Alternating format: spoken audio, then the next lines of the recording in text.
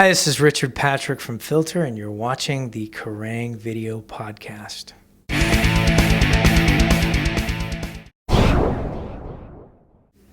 Down with Me is actually like, it's the description of a crime scene, and it was actually kind of written like I was really, with each verse, trying to build it like it was almost like a novel.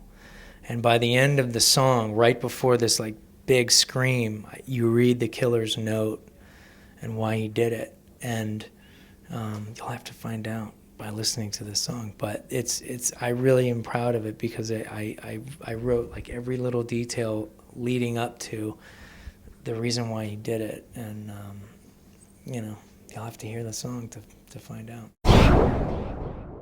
Catch a Falling Knife was inspired by J.C. Dugard.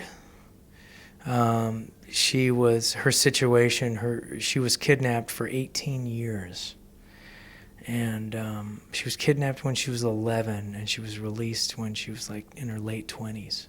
Kidnapped when she was... Still in France? No, in America. Right. Oh. Yeah. And,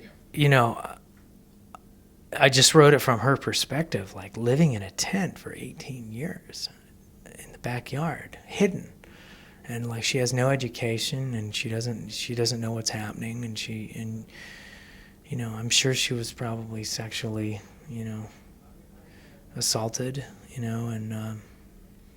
but just insane. You can't write something like that. You can't. There's none of the greatest creative minds in Hollywood could write something like that. It would just be too unbelievable. People would be like, and so just her situation to being and her parents, and then finding out that she's still alive, it's just unbelievable. And I'm so happy that it ended well for her, because so many stories like that don't. So that's actually just kind of like, I'm just kind of, I can't believe it. I can't believe that, there's a being that could let the Holocaust happen and then go, well, technically, you're not Christians, so it's like you're all gonna go to hell. And I just can't. I just don't believe in modern or in any of these religions. I think that the world and I think that the universe has way more confusion in it, and it's because of that randomness that it literally, the Christians have a hard time believing that, like, oh, so it's just a mistake. The asteroid hit the planet and killed off all the dinosaurs, and that's how we evolved. And it's like, do you really think that we're all that? Do you really think that we're all that? Like, we're the greatest, look what we're doing to our own planet. You think that's good? You think World War II is a good thing? I mean, we are an evil, animalistic. It makes more sense that we're, an animalistic, like, derivative of an ape, because apes are crazy too. You know what I mean? And it's nature. So, it's just so special. That's the thing. It's such an amazing, special, incredible thing that we are a conscious being looking in at the universe and saying we're here, and we recognize that we're on the, and it's so, I just don't think it can be, well, gather around. Some guy said he was the Son of God, and they persecuted him and killed him, and he is, and it just doesn't make any sense. There's no difference between Santa Claus and religious figures, and especially in religion with like Islamic fundamentalists, like the death threats, and how dare you paint a picture of my prophet, and and all this, and it's just like, really, you're gonna kill people because of that? You're gonna kill the infidels because it's just a problem. And I think that the trouble with angels is getting in the way with the logic and science and technology over I mean, It's like our pilot landed yesterday. I flew in, and the pilot landed, and he was landing his airplane. He goes, "And just want to let you know that once again, science and technology overcome superstition."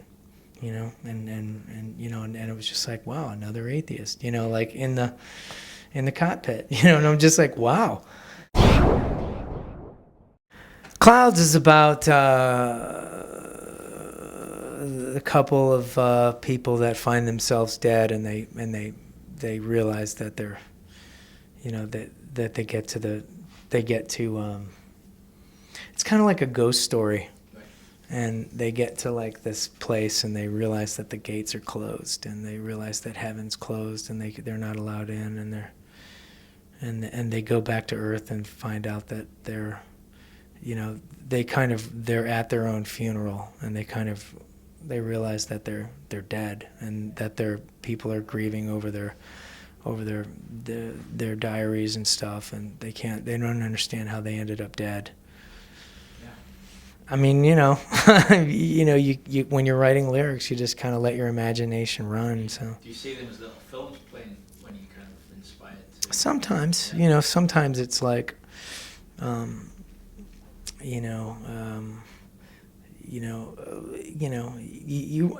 don't want to necessarily do the same thing over and over and paint the same picture. So, like, I really started writing like little short stories and stuff. About, a couple of kids or a couple of people, or, kind of like the clouds, or kind of like, the crime scene story and Down With Me. Fades Like a Photograph was written by a friend of mine, Harold Klauser, and myself, and his buddy Tom. And it was specifically written for the movie 2012. And Harold had said, "You ever take mushrooms and just, wander around the desert?" And I'm like, "Yeah." And he was like, "You just want to take a mental picture, and you don't want to lose it. And when you realize that you're gonna die, because 3.5 billion people die in 2012, like it's totally the end of the world." And he just was like, "I want to have a song that kind of represents." That kind of longing that, God, I'm going to miss this place. I'm going to miss, and Fades Like a Photograph. It can almost be like, the sequel to like Take a Picture, because it's like the photograph is fading, and you're going to, everything is, it's pretty amazing that like everything changes, and, even this planet will be dead one day. In fact, the smallest neuron, there will be the last smallest neuron. It will fade. The last atom will be extinguished in this universe. I mean, it will happen, and write a song about it. And it's like, wow. So I wrote that song, and it's looking like that might be the first single in. The last song is the first single in Germany, but there's a lot of singles on this record, I'm hoping. So, excellent. Yeah. If you had to pick one track that would sum up the whole vibe of the album, what would it be? I think No Love, because No Love has the heavy, but it also has the gorgeous kind of softer underbelly of Filter. And I say the word gorgeous because, I mean, our slower, mellow stuff isn't dark and mean. It's like there's anger met with like this like beauty, and that song has the perfect amount of like, it's got a groove, it's got the heavy riff, it's got a lot of singing. There's some pretty stuff, but it all kind of ends up climaxing with the chorus. And so that song really is the ultimate Filter song on the record. It's the new with the old, and Mitch Marlowe co-wrote that with me and Bob Marlatt, and he did an amazing job, and I'm proud of Mitch Marlowe, who's not really in the touring incarnation of the band, but he's definitely represented, and he did a lot of great work on the record, along with the other 6 people. 7. 7 people. Yeah. 8.